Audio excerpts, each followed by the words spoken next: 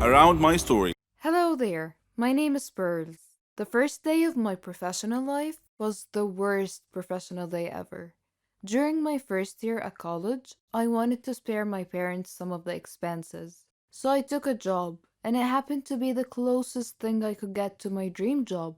It was an office that was mainly concerned with planning fashion shows. I know I was only an intern at the moment, but I have never been so excited in my life. I was actually studying fashion designing, so lucky me. But since we all know that life isn't always pink and roses, I had a repulsive boss. Let's call her Jane. I was Employee of the Month 3 times in a row. My life couldn't get any better. Well, except for Jane, who always thought I made her the worst coffee ever, yet she still drinks it. The closest colleague I had at work was a guy named Mark.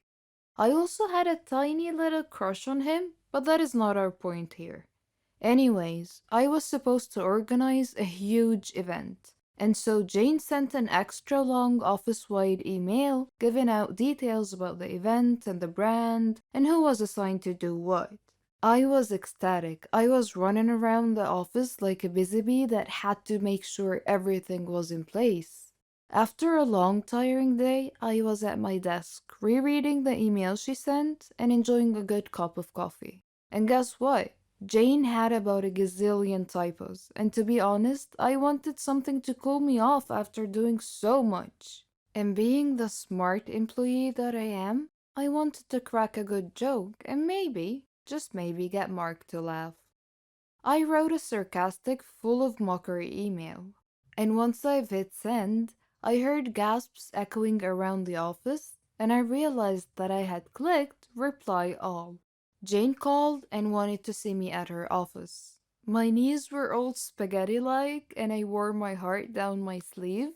And to my greatest surprise, Jane took it too well. She told me, and I'm quoting, "I think you have a great sense of humor." She even offered me to become her own personal assistant and the big event hostess. And not after a long time, Jane had ruined my promotion happiness. She showered me with paperwork that I had to stay up until 1 in the morning to get done. And when the big day was finally here and I was getting ready for the event, I got a bit too excited and I went to the office all dressed up. I saw Mark and tried to act as smooth as I could. Well, I tripped over and I ripped off my dress. Jane came out of her office at the same exact moment and again she saved my life. She lent me one of her super expensive dresses that I'm sure it cost her a big fortune. And that, my friends, was one mistake that I have totally nailed. I usually host a slumber party once a month, so my girlfriends already know the drill. They bring their jammies, blankets, nail polish, hair products, lots of snacks, candies, and chocolates, but this time, Lucy brought wine. She had to sneak the wine in my house because my mom is kind of strict when it comes to drinking. My dad is almost never home. My mom sleeps really early, so we kinda had the house all to ourselves. We put on onesies, random dresses, and some costumes. My favorite is the Cinderella dress, and I still like wearing it even if I'm 17 now. We're all 17. I have 3 best friends, Lucy, Ashley, and Sheila. We have lots of fun and lots of secrets together. Sometimes I wish time would stop so we can always have each other. I know time will come that I will be separated from them. College will happen, and we'll have different lives in different circles. At least for now, we can be silly high school kids. We have an ideal high school life. We all have boyfriends, but mine is the most popular one. Well, I'm pretty popular at my school too. I also do well with academics. None of my friends are failing or anything. We're not the typical popular cheerleaders with no brains type. We do not have family drama. Our social life is great. We have the best high school life ever. While dancing and partying all night, Lucy came up with an idea. She said, "Let's play Truth or Dare." We got giddy because we know the night is going to get crazy. We sat down forming a circle, then Lucy spun the bottle, and the bottle chose me. Truth or dare? Truth. Not in the mood for a dare yet, I said. Pick a question. They prepared some questions on a piece of paper and put them inside a fishbowl. If you could choose to be someone else for tonight, who would you choose and why? Lucy asked. I just laughed and said, what a lame question. I don't want to be anybody else. I'm awesome. I have an awesome life. Cheers to that, they said. The night passed and I woke up in the middle of the night because I felt like someone was watching me, but when I woke up, no one was around. I don't know how, but my feet just started moving. I walked like I was trying to follow something or someone. My gut feelings are trying to bring me somewhere. Then, in the middle of the darkness in our backyard, I swear I heard footsteps. I felt a sting on my left shoulder. Something poked my shoulder. I removed it. I guess it's a tranquilizer? And then I passed out. From here on, listen carefully because I guarantee you're going to love this story.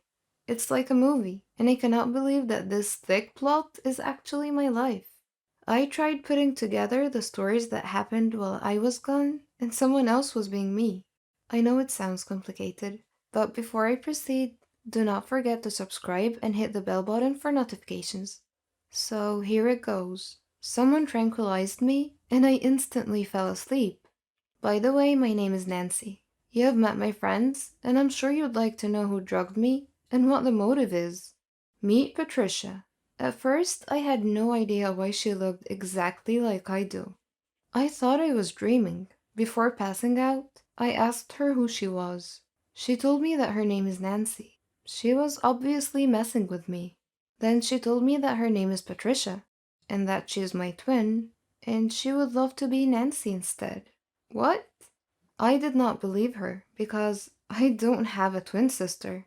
My mom and dad would never keep any secrets from me. Or would they?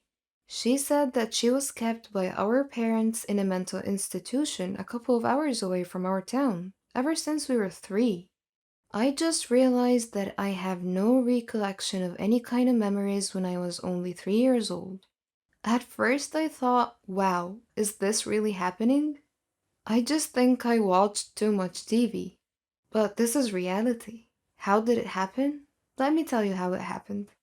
Well, at first, she tranquilized me while I was asleep. I think she had other people with her who dragged me into a pickup, covered my mouth, tied me up, and blindfolded me. And then they brought me into a dark basement, I think. I'm not sure, because when I woke up, everything was just a blur. I only saw her face. I thought I was looking in the mirror. She told me everything that I needed to know.